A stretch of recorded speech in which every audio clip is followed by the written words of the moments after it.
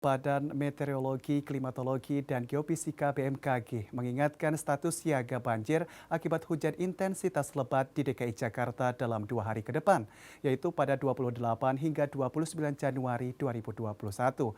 Dalam keterangan tertulis, Deputi Bidang Meteorologi BMKG Kuswanto mengatakan, berdasarkan perkiraan cuaca berbasis dampak IBF untuk dampak banjir yang bandang selama 2 hari ke depan, di mana potensi dampak dari status siaga adalah DKI Jakarta. Selain Jakarta, BMKG juga mengingatkan status siaga banjir di Banten, Jawa Barat, Jawa Tengah, Sulawesi Selatan, dan Papua Barat. BMKG juga mengingatkan curah hujan dengan intensitas lebat yang disertai kilat dan angin kencang yang akan melanda 28 provinsi di Indonesia. Dan untuk membahas hal tersebut, kami sudah bergabung bersama Deputi Bidang Meteorologi BMKG Kuswanto MSI. Dan pemirsa, inilah Dialog Nusantara Malam.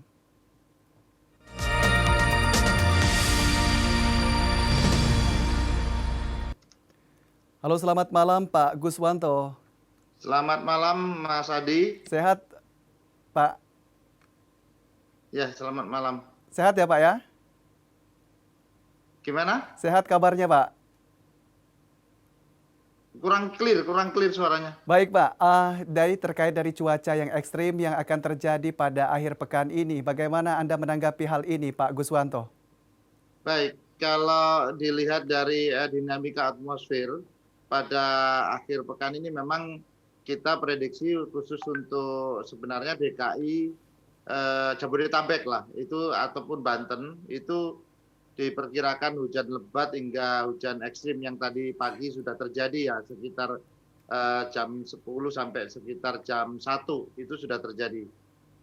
Kemudian di dalam tentunya tidak hanya terjadi di DKI. Memang kalau secara klimatologinya ya, bahwa DKI Jakarta maupun Jawa Barat atau Banten itu memasuki puncak musim hujannya yaitu di dasarian 3 Januari ataupun di dasarian 1 Februari.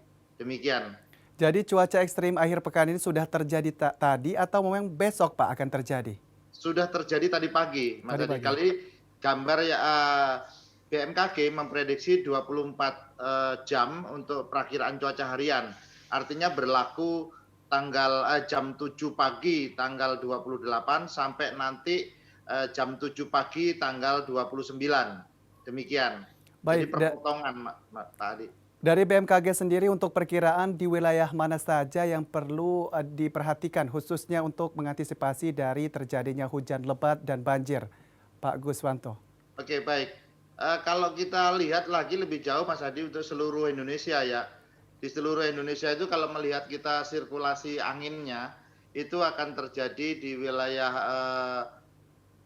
Jawa Barat, kemudian Lampung, Bengkulu, kemudian Jawa Tengah, Banten, DKI Jakarta, Jawa Tengah, Jawa Timur, kemudian kita bergerak ke Bali, Nusa Tenggara. Terutama yaitu saat ini adalah di sisi selatan Pulau Jawa maupun sisi barat di Sumatera. Demikian Mas Adi. Dan ini apakah memang sebagian wilayah ini hujan disertai banjir atau memang ada wilayah yang terpisah? Ada yang memang khusus hujan dan tidak menimbulkan banjir atau sebaliknya, Pak Guswanto? Terkait banjir itu sebenarnya kan dampak bencana ikutan daripada curah hujan ekstrim ataupun curah hujan yang sangat lebat ya. Artinya dampak ikutannya.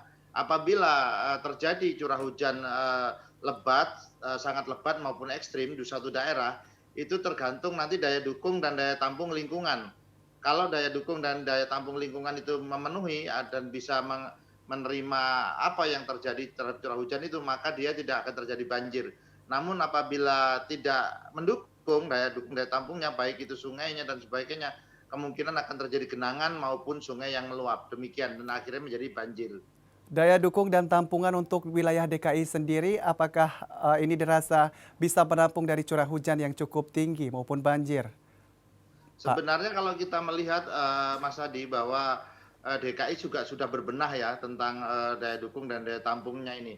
Uh, tapi yang perlu diwaspadai adalah penyebab banjir untuk DKI itu ada 2, yaitu banjir kiriman dari Bogor maupun banjir yang jatuh di DKI itu sendiri. Nah, saya kira kalau 2 hal itu bersatu kemungkinan masih belum belum siap sepertinya. Tapi kalau salah satu di antara itu mungkin bisa siap, Mas Adi. Jadi DKI Demikian. masih dikatakan belum siap kalau seperti itu, Pak?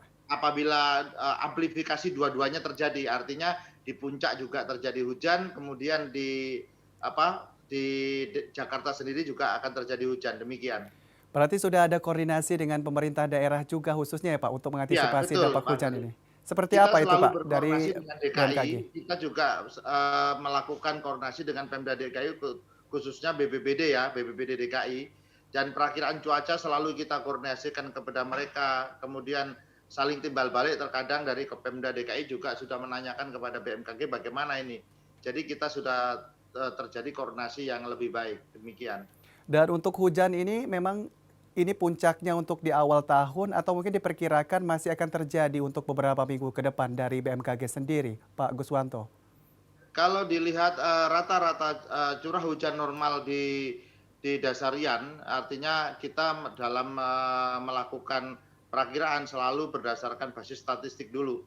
Nah, Baik. untuk DKI Jakarta dan untuk Jawa Barat ataupun Banten ini diperkirakan puncak hujannya kalau tidak di akhir Januari ini, maka dia di awal Februari. Jadi kita tunggu sampai nanti kira-kira dasarian 1 Februari. Apabila itu sudah lewat, maka sebagian besar kita bisa sudah mengatakan bahwa curah hujan untuk DKI sudah selesai di puncaknya. Baik, Demikian. curah hujan yang tinggi maupun banjir sudah terjadi juga Pak di beberapa provinsi seperti di Kalimantan maupun di Sulawesi dan beberapa daerah lainnya. Nah, ada apa dengan hal ini? Apakah memang sebelumnya sudah diprediksi oleh BMKG, Pak Guswanto?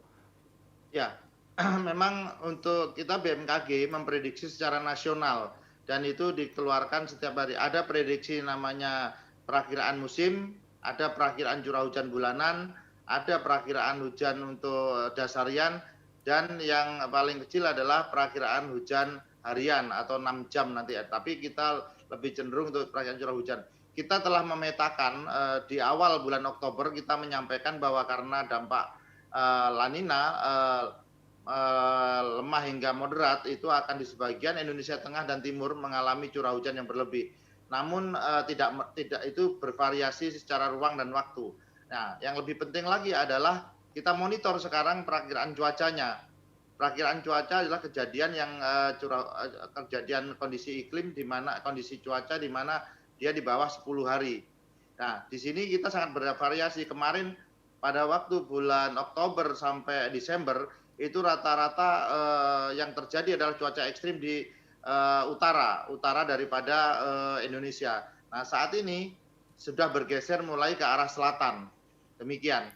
Dan apa yang harus dilakukan dan khususnya para warga untuk mengantisipasi dari hujan dan juga banjir ini, Pak Guswanto?